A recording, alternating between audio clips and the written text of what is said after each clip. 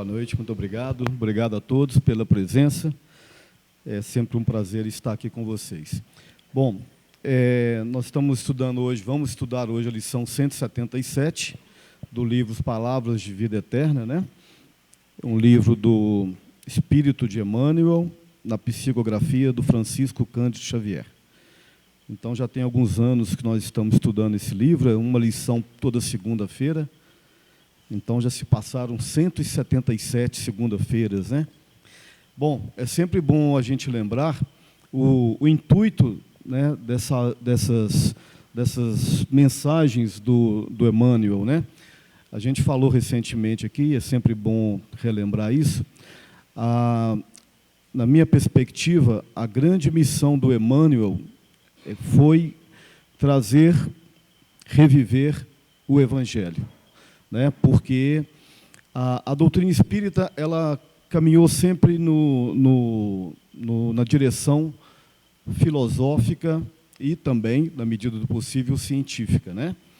Porém, a espiritualidade entendeu que era preciso dar uma base moral, ou ética, melhor dizendo, né? Um direcionamento ético para a doutrina, uma base, uma estrutura ética. E aí eles entenderam que não teria um caminho melhor do que o caminho do cristianismo. E aí, quando o Espiritismo vem para o Brasil, quando ele começa aqui sua trajetória, em 1869, se não me engano, foi fundado o primeiro centro espírita em Salvador, por Olímpio Teles de Menezes. Olha só, 1869, né? A doutrina espírita nasceu oficialmente na França em 1857, com o lançamento do Livro dos Espíritos. 12 anos depois, já tinha um centro espírita aqui na Bahia, com toda a precariedade da época, né? Questão de comunicação, transporte, informação, né?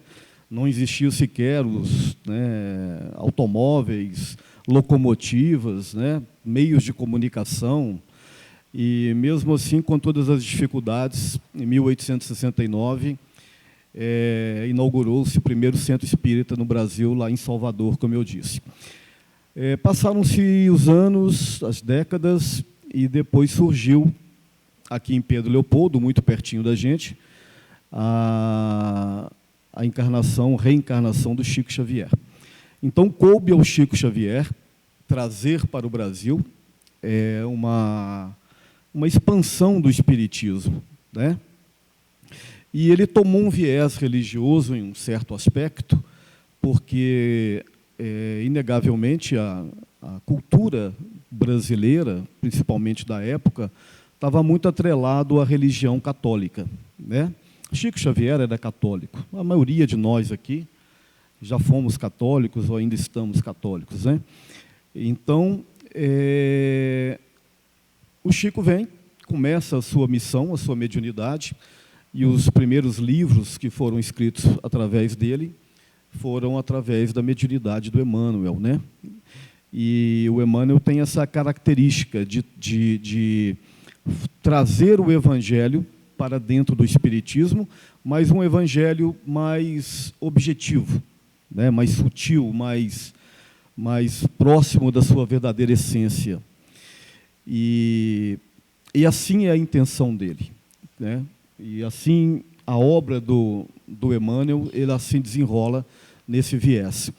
A obra do André Luiz, por exemplo, outro espírito que escreveu através do Chico Xavier, tem uma característica diferente. Ele é mais investigativo, ele é mais voltado para o mundo espiritual, né? Descortinando para a gente a vida no mundo espiritual. Já a obra do Emmanuel, não, ela é voltada para o dia a dia, né? Para as nossas ansiedades, para as nossas dificuldades, né? Então, ele pega o Evangelho e traz o Evangelho para dentro do Espiritismo, contextualizando-o, ou seja, trazendo para a nossa linguagem cotidiana, né?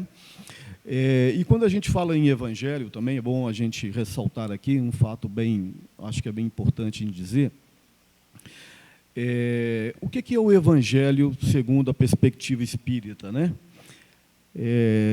Do ponto de vista literal, do ponto de vista etimológico, né? Evan quer dizer mensagem, gélios, anjos, a mensagem dos anjos, né? Então é muito comum a gente falar assim, o Evangelho de Jesus, o Evangelho de Mateus, o Evangelho de Marcos, quando na verdade o Evangelho ele é além dessas dimensões humanas, ele é divino, ele é uma mensagem dos anjos, uma mensagem divina, do qual Jesus foi o seu portador. Então, a mensagem do Evangelho é uma mensagem de uma ética universal, digamos assim, de uma ética divina. E o que é ética, né? Vamos fazer um paralelo aqui entre moral e ética, né? Porque a gente também fala comumente da moral, né? Da ética. A moral, ela tem um contexto regional ou um contexto temporal. E a ética, ela transcende a temporalidade, ela é atemporal. Então, vamos dar um exemplo claro aqui. Por exemplo, a nossa moral aqui no Brasil permite, naturalmente, que uma mulher use saia ou mini saia, sem problema nenhum. Mas, dentro da sociedade, por exemplo, muçulmana, a mulher jamais é permitido usar uma saia, muito menos uma mini saia. Elas usam burca, né? Então, por quê? Dentro da moral muçulmana não é permitido. Dentro da moral ocidental, da moral brasileira, é totalmente tranquilo, né? Um outro exemplo é casamento, né? No mundo muçulmano é permitido homem se casar com várias mulheres. Na nossa cultura, na nossa sociedade, né, nas relações sociais ocidentais, não é permitido isso, né, que homens tenham várias mulheres ou que mulheres tenham vários homens, em termos de casamento. Então, perceberam como é que moral é diferente de ética? Moral é temporal, é cultural, depende da cultura. A ética, não. A ética, ela transcende. O que é ético lá na sociedade islâmica é ético aqui na nossa sociedade. O que é ético em uma outra dimensão espiritual, num outro planeta, é ético aqui também. Então, o Evangelho, podemos dizer, que é uma síntese da ética divina, porque se aplica em todos os lugares, em todos os momentos, né? Independente do tempo, independente do espaço e do lugar, naturalmente. Então, quando a gente fala do Evangelho, Jesus é o portador dessa mensagem divina. E quando ele traz essa mensagem aqui para nós humanos, naturalmente ele traz com uma interpretação simples, coloquial, né? Trazendo uma linguagem do seu tempo, daquele tempo de 2000 anos atrás. Porque senão as pessoas não compreenderiam. Mas a essência da mensagem é a mesma até hoje. Vou dar um outro exemplo aqui. Por exemplo, quando ele diz assim, quem tomar do arado, não devereis olhar para trás. Né? Todo mundo entendeu o que ele está querendo dizer. Quem está querendo construir um novo tempo, um novo presente, um novo futuro, não deve ficar preso aos erros do passado. Mas ele usou imagens temporais, coloquiais, né? Hoje os jovens não sabem nem o que é um arado. Então, talvez, se ele viesse hoje, ele dissesse, olha, se você está dirigindo o seu automóvel, não fica olhando para trás, pelo retrovisor, porque você vai bater. Porque você está olhando para trás, está prestando atenção lá atrás e está esquecendo de focar naquilo que interessa, que é o hoje, que é o aqui, que é o agora. Então, Jesus traz a mensagem divina, né? E para trazer a mensagem divina, teria que ser um espírito divino, como ele é, e ele vem à Terra e coloca para a gente essa mensagem, que é aquilo que nos dá um norte, um direcionamento, um consolo. Não só para nós ocidentais, mas para toda a humanidade. Há 2 semanas atrás, eu li, para quem estava presente vai se lembrar, de um livro chamado A Caminho da Luz, quando Emmanuel, também, que é o autor do livro, nos explica que, mesmo antes da vinda de Jesus, diversos dos seus enviados vieram ao planeta em diversos pontos do planeta, em diversas civilizações, em diversas culturas, em tempos diferentes, plantando em cada cultura a semente do Evangelho.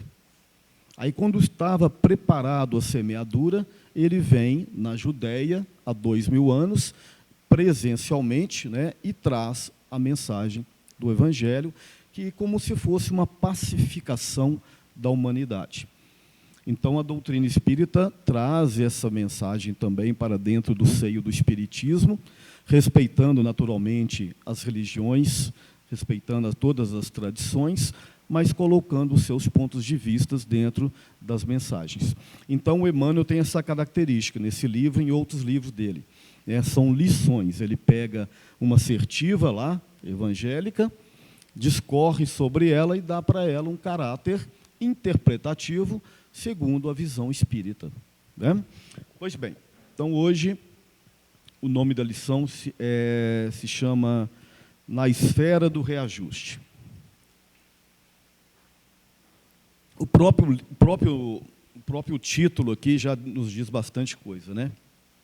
A esfera do reajuste, a nossa vida, a nossa esfera, a nossa encarnação, a nossa situação, né? Segundo ele, é um reajuste, né? O que estamos fazendo aqui na Terra hoje é reajustando. E ele vai lá numa passagem de João, no capítulo 3, no versículo 7, que diz assim: não te admireis o que eu vou te dizer, é preciso que tu nasças de novo. Jesus. Essa passagem aqui, essa assertiva, está inserido dentro daquela passagem que eu acho que todos vocês conhecem, naquele diálogo de Jesus com Nicodemos, né? Quando Nicodemos era um senador, era um cobrador de tributos, e ele foi estar com Jesus e começou a questioná-lo, né? Primeiro ele diz assim: bem eu sei que tu és o Filho de Deus, porque não faria coisas que qualquer outro homem fazem. Porém, eu te pergunto, o que é preciso para o homem entrar no reino dos céus? Está assim lá, textualmente desse jeito, lá no Evangelho. E Jesus responde para ele: é preciso que nasças de novo. E Nicodemos parou, pensou e contra-argumentou: mas como pode um homem já velho reentrar dentro do ventre da sua mãe? Ou seja, Nicodemos, né, levou a coisa pelo lado material, realmente, né? E Jesus então disse para ele: ora, se tu que és um intelectual aqui não sabe das coisas comuns, como saberei das coisas dos céus? Em verdade vos digo, é preciso que nasças de novo. O que é nascido da carne é carne. O que é nascido do Espírito é Espírito. Pois o Espírito sabe onde sopra, mas não sabe de onde vem e nem para onde vai. Aí que o Nicodemos ficou mais confuso ainda, né? É preciso que nasças de novo. Então Jesus está falando aqui do nascer mesmo, literalmente, do nascer físico. Não é do nascer de dizer assim: nasceu agora um novo homem, a partir de agora eu sou um novo homem, mudei minha postura. Não é nesse sentido, acreditamos que não. Isso também é uma renovação, né? Apesar que renovações que são abruptas, elas costumam ser mentirosas, né? As pessoas não mudam de uma hora para outra. Elas estão num processo de mudança, né? As mudanças, elas são paulatinas, elas são conquistadas. Eu posso falar por mim mesmo. Quando me tornei espírita, uns anos atrás, eu achei que eu tinha virado um Chico Xavier, queria ser tipo um santo, né? Até que depois eu percebi, eu caí do cavalo, que eu não tinha mudado absolutamente nada. A gente, para mudar, precisa muitas vezes de muito esforço e muita dor, né? Inclusive é o tema de hoje, na esfera do reajuste. Você não muda assim num passe de mágica, né? A mudança é uma consequência de esforços, de trabalho, de dedicação, de muita renúncia, inclusive. Pois bem, então, quando Jesus diz isso para Nicodemos, é preciso que nasças de novo, né? O que é nascido da carne é carne, o que é nascido do Espírito é Espírito, né? Como assim? O que é nascido da carne é carne. A nossa carne, ela é fruto da genética cromossômica dos nossos pais e das nossas mães, né? Quando o espermatozoide penetra lá no óvulo, né, forma a primeira célula, o zigoto, ali começa o processo da fecundação e toda a informação genética que está ali, cromossômica, foi trazida pelos pais. Aí vai definir cor de pele, estatura, cabelo, né, e outras coisas. Mas o que é nascido do Espírito é Espírito. Ou seja, o Espírito não é filho da carne. O Espírito é filho dele mesmo. O Espírito que está entrando naquela carne é um Espírito antigo que já traz inconscientemente todas as suas experiências pregressas. A cultura religiosa tradicional, a religião tradicional, coloca que a chamada unicidade das existências, que o Espírito nasce no momento que é fecundado o corpo. A doutrina espírita acredita que não, que nós acreditamos, é a grande diferença, a diferença básica entre, por exemplo, o espiritismo, o catolicismo e o protestantismo, né? Nós acreditamos na pluralidade das existências, ou seja, no momento que nasce o corpo, o espírito já pré-existe. O que é nascido da carne é carne, o que é nascido do espírito é espírito. Então, no momento que começa o processo da fecundação, é quando o espírito passa da dimensão extrafísica para a dimensão física. Começa-se aí, segundo o entendimento do André Luiz, lá no livro Missionários da Luz, no capítulo 13, começa aí, nesse exato momento, o processo da reencarnação. Quando começa a fecundação, ali oficialmente começa-se o processo da reencarnação, quando o espírito, né, passa através de um processo que ele chamou de redução perisperídica, ele começa a passar da dimensão espiritual para a dimensão física, imprimir naquela argamassa genética as suas impressões mentais. Então, os pais oferecem a argamassa genética, cromossômica, mas é o espírito que vai dar acabamento a ela. E aí, então, o espírito volta a uma nova oportunidade. E Jesus complementa para Nicodemos: o espírito sabe de onde vem, mas não sabe para onde vai. Estando aqui na Terra, nós temos o esquecimento do passado, mas não temos certeza para onde vamos, vai depender das nossas obras aqui na Terra. Pois bem, então a partir desse diálogo lá de Nicodemos com Jesus, o Emmanuel vai discorrer sobre isso e vai nos dizer o seguinte: empeços e provações serão talvez os marcos que te assinalem estrada hoje. Empeços quer dizer tropeços, né? O Emmanuel usa um português bem coloquial aqui, porque um livro de 1940 aproximadamente. Tropeços e provações serão talvez os marcos que te assinalem a estrada hoje. É muito raro não ter uma criatura aqui no planeta que não tem tropeços. Eu estou para dizer que é impossível que não tenha. Todos nós aqui já tropeçamos, se não tropeçamos, iremos tropeçar. É uma característica comum a todos nós. Porque somos, naturalmente, espíritos imperfeitos. Porque se nós fôssemos espíritos bons, perfeitos, nós não estávamos aqui neste momento, aqui agora, nessa Terra. Né? Eu costumo dizer que a Terra é como se fosse uma escola. Cada um tem uma etapa para passar aqui.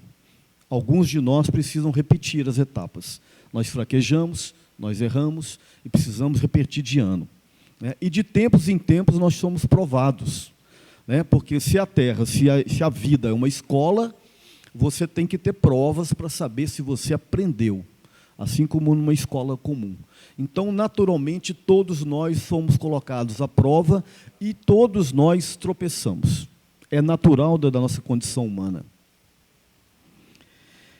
Diligenciamos, porém, com a reencarnação, a retificar os erros e ressarcir os débitos de ontem, para que a luz da verdade e o apoio da harmonia nos facilitem o caminho amanhã. Então, ele quis dizer aqui de forma muito clara que hoje, neste momento, nós estamos, de alguma forma, colhendo o que plantamos no passado, assim também como estamos agora projetando aquilo que seremos no futuro. Então, hoje, a nossa encarnação atual é, sem dúvida, a mais importante de todas as encarnações. É a que estamos vivendo aqui agora. E, por mais que eu me coloque numa condição de espírito imperfeito, carregado de mazelas, carregado de imperfeições, né, eu hoje sou a melhor versão de mim mesmo. Nós somos a melhor versão de nós mesmos. Porque o espírito não retrograda. Nós estamos numa sequência evolutiva. O máximo que a gente pode fazer é estacionar. Mas o fato é que o Mário de hoje é o melhor Mário de todos os Mários anteriores, né? Ou seja, ele veio carregado de todas as experiências do pretérito, né?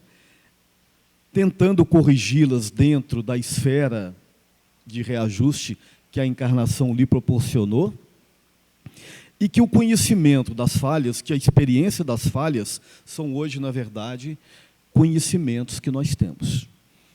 Então, quando a gente tem o processo de culpa, né, e o processo da dor, ainda bem que nós sentimos dor e que nós sentimos culpa.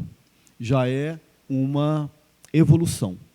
Quando a gente sente culpa de uma atitude que a gente tomou equivocadamente, e aquela culpa muitas vezes nos tortura, né, é sinal que eu já evoluí, que eu já tenho, né, o discernimento de poder concluir que eu cometi uma falha. Porque aquele que não sente culpa é a questão dos psicopatas, né? Eles fazem coisas barbaridades, não sentem culpa. Aí é muito mais uma questão de doença mesmo, uma doença, né, uma esquizofrenia, uma doença mental. Mas, de um modo geral, as pessoas e os espíritos, né, a dor, a culpa é um processo de aprendizado, é um mecanismo. É um mecanismo que me alerta, opa, peraí, você fez isso, você falou um palavrão, você agrediu uma pessoa, você passou a perna em outra pessoa, você caluniou outra pessoa, e quando aquela culpa começa a te torturar, é porque você está no caminho certo.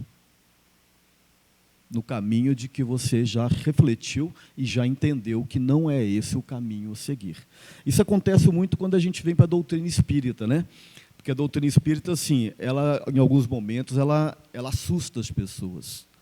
Quando eu comecei a frequentar a casa espírita, a gente, tradicionalmente, a gente está acostumado com aquela terapia, né, de ser tratado como coitadinho, de passar a mãozinha na nossa cabeça e tal. Quando você entra para dentro da doutrina espírita e começa a ler e estudar, você entende que não existe coitadinho, não existe vitimismo, né? Nós somos responsáveis pelas nossas próprias dores, nós somos responsáveis pelos nossos próprios erros. É claro que aqui se consola, aqui se abraça, aqui se encaminha, né? Aqui se orienta, mas não se passa a mão na cabeça, porque se coloca o dedo na ferida. Então, muitas pessoas assustam com isso. Eu não quero encarar essa realidade. Eu não estou pronto para ouvir isso. Eu prefiro viver dentro da minha bolha de proteção mental, dentro da minha caixinha, e achar que não, que o mundo é que é culpado das minhas dores, dos meus sofrimentos, e que eu sou apenas um mero espectador, uma mera vítima do sistema. Não é assim, né? Nós somos os protagonistas das nossas próprias histórias. A questão intrigada que te apoquenta agora, quase sempre, é o problema que abandonastes sem solução, lá no passado, entre os amigos que em outro tempo se rendiam confiantes a teu arbítrio. O parente complicado que julgas carregar por espírito de heroísmo, via de regra, é a mesma criatura que em outra época arrojaste ao desespero, à perturbação e à infelicidade. É que eu estou falando para você, né, a questão de botar o dedo na ferida, né? O parente complicado que julgas carregar por espírito de heroísmo é aquele mesmo que no passado você foi o responsável pela sua infelicidade. Então, muitas vezes, né, nós temos, dentro da família, é muito comum, pessoas difíceis, quando não nós mesmos, né, que somos os difíceis, e achamos que nós somos heróis por carregar uma mãe que está acamada, que eu preciso trocar a fralda dela, que cuidou de mim a vida toda, e eu acho que eu sou um herói de cuidar dela. Ou de um filho excepcional, de uma filha autista, de um filho autista, de um marido alcoólatra, de um filho drogadício. Aí eu coloco numa condição de vítima. Quando o Emmanuel está dizendo aqui que nós não somos vítimas nenhuma. Que as famílias que nós temos são as famílias que nós merecemos. Quando muito, somos responsáveis pela dor e pelo fracasso daquele que está hoje carregando, que nós somos obrigados a carregar. Isso vale para todo mundo, tá, gente? Inclusive para mim também. Estou aqui dando lição de moral a ninguém, não. Se eu estou aqui em cima aqui é porque eu tenho mais dívidas do que vocês. Vocês podem ter certeza disso. Mas é o que o Emmanuel está falando aqui. Que é no cadinho do lar, onde se fundem e se refundem os corações mais adversos. Eu lembro muito de uma mãe que vinha muito aqui, Verinha. Eu acho que ela desencarnou recentemente. Ela trazia o filho aqui com toda dificuldade. Alguns de vocês devem se lembrar. Numa cadeira de rodas, né? Ela ia aqui no Maria de Nazaré, no Joana d'Arc. Essa senhora carregou esse filho aí por uns 40 anos para baixo e para cima. Com todo o amor, com todo o carinho, com toda a alegria, nunca reclamou. Às vezes vinha de carona, pegava ônibus, empurrava daqui até o centro. Infelizmente, ela nos deixou recentemente. Então, uma criatura dessa, ela entendeu bem a missão dela. Ela entendeu muito bem a missão dela. Só que muitos de nós não entendemos. Alguns de nós, inclusive, pegamos os nossos idosos, largamos aqui no asilo dos idosos, que eu não sou contra, tá? Não sou contra, porque nós temos casas de repouso aqui que realmente têm estrutura para recebê-los. Quando a família não tem mais condição de cuidar, né, você tem ali médicos de plantão, você tem fisioterapeuta, nutricionista e tudo mais. Mas tem famílias que simplesmente despejam lá e nunca mais voltam, sequer para fazer uma visita. Quem tem um hábito aqui de visitar asilos, né, e é uma coisa que a casa sempre faz, né, a doutrina espírita faz isso muito, né, visitar asilos no sábado, não é isso, Fausto? E o que você percebe com essas pessoas, que o que elas mais querem não é uma roupa nova, não é um rádio novo, não é apenas a atenção. Estamos precisando. O que eles querem é apenas uma palavra de carinho.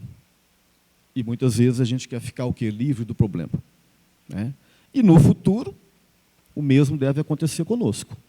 Porque se a gente abandona, o abandonado de hoje será o abandonado, o que abandona hoje será o abandonado de amanhã. É o que diz o Emmanuel aqui.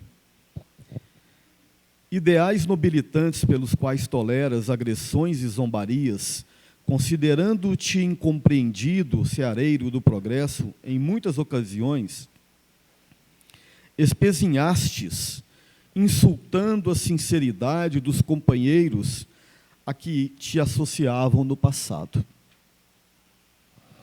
Calúnias que tu sofres, crendo-te guinhado aos píncaros da virtude, pela paciência que às vezes evidencias, habitualmente nada mais são do que o retorno das injúrias que fizestes noutras eras contra pessoas indefesas.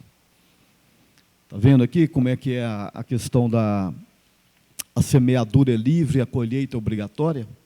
Então, quando a gente se sente caluniado, perseguido, vitimado, O Emmanuel sugere que é o passado batendo na nossa porta.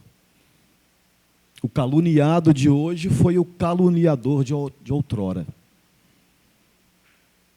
Que nós tenhamos a compreensão disso. Volto a dizer, não existe vítima.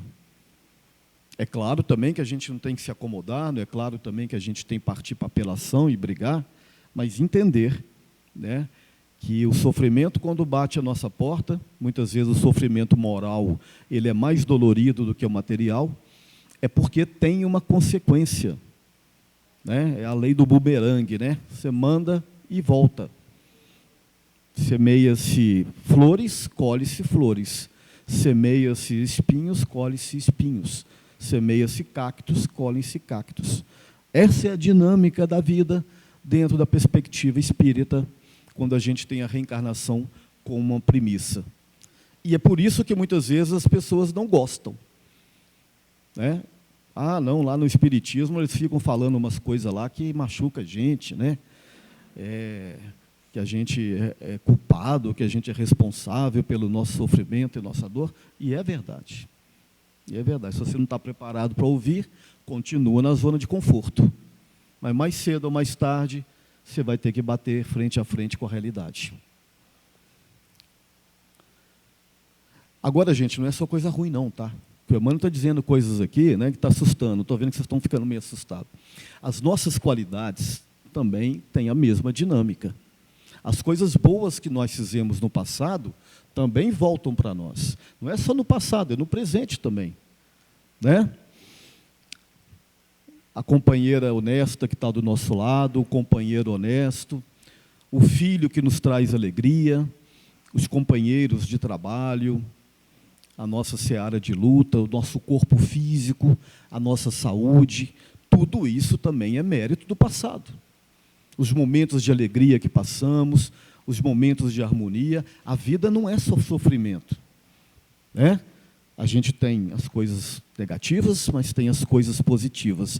E a partir que a gente vai caminhando, cada vez mais, a gente vai ter menos coisas negativas e muito mais coisas positivas. Ao chegar ao ponto que o sofrimento já não me incomoda mais. É o que acontecia com Chico Xavier. Né? Ele passava por calúnias, por perseguições, por crises de angina, por crises de toda a natureza física, mas ele sempre mantinha a alegria e a paz interior, porque são conquistas. Falhas no passado procuram-te o espírito responsável. Não tem jeito de correr. Seja no corpo, seja na família, seja na sociedade ou na sua profissão, pedindo sempre reajuste. Então está pedindo reajuste. Então o filho difícil, ele está pedindo reajuste, está clamando por reajuste. O corpo, muitas vezes com dor, com sofrimento, com doenças graves, ele está pedindo reajustes. Ele está pedindo cuidado. Ele está pedindo tratamento.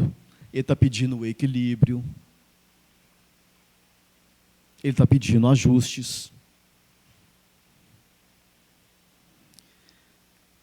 Então disse Jesus: necessário vos é nascer de novo. Bendizendo, pois, a reencarnação, empenhamo-nos a trabalhar e aprender de novo, com atenção, com dedicação, com sinceridade e com aceitação. É uma palavra mágica, aceitação. Aceitar do jeito que eu sou, aceitar o corpo que eu tenho, aceitar a família que eu tenho, aceitar a profissão que eu tenho. Ah, mas eu não gosto do meu trabalho, então procura outro melhor. Mas enquanto estiver lá dentro, faça bem feito e aceite. Eu não gosto da minha família, mas foi a que Deus te deu e a que você merece. Aceite-a. Porque se você não aceitar, a dívida vai ser julgada para frente. E ela vai vir em dobro. É em dobro. Não tem outro jeito, gente. Ou vocês acreditam que tenha outra maneira? Se vocês tiverem uma outra lógica, ensina para Deus, porque a dele é esta. E no meu ponto de vista, ela é divina e correta. Bem dizendo, pois, a reencarnação, empenhamos em trabalhar, aprender de novo com atenção, sinceridade, para que venhamos a construir e acertar a nossa vida em definitivo. Então vai chegar um momento que nós vamos aceitar definitivamente. Ninguém vai sair daqui santo. Ninguém, porque ninguém é santo. Mas se a gente caminhar um pouquinho, se a gente melhorar um pouquinho, adquirir mais tolerância, mais paciência, mais aceitação e mais autoaceitação, que é o mais importante, aceitar como nós somos, filhos de Deus, imperfeitos, mas criados à sua semelhança. Então é essa a mensagem que o Emmanuel traz para nós essa noite, que eu trago para todos vocês e para mim também. Muito obrigado pelo carinho. Boa noite a todos.